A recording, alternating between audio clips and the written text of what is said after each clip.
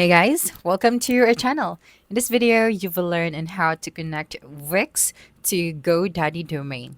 So first thing that we should do here is we just have to open our GoDaddy account and then proceed to your portfolio to find your domain portfolio. All right, so we have this one right here, so we are going to use this one. Then after that, you have to make sure that your Wix website is in a premium plan so that you'd be able to connect your domain. Right. So once you're here, you have this options at this setup.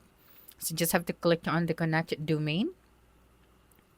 That's right. And then right here, just had to type out your GoDaddy domains. For example, I'm going to use this one. All right. And then after that, just click on the let's go option. That's right. So click on the yes, I own this domain. And then click on continue. Right, so you just have to wait for a couple of seconds after that. Now that they're analyzing your domain, the next thing that you are going to do is to authorize with GoDaddy. So click on the authorize with GoDaddy. Right, so here all you have to do is to click on the connect option.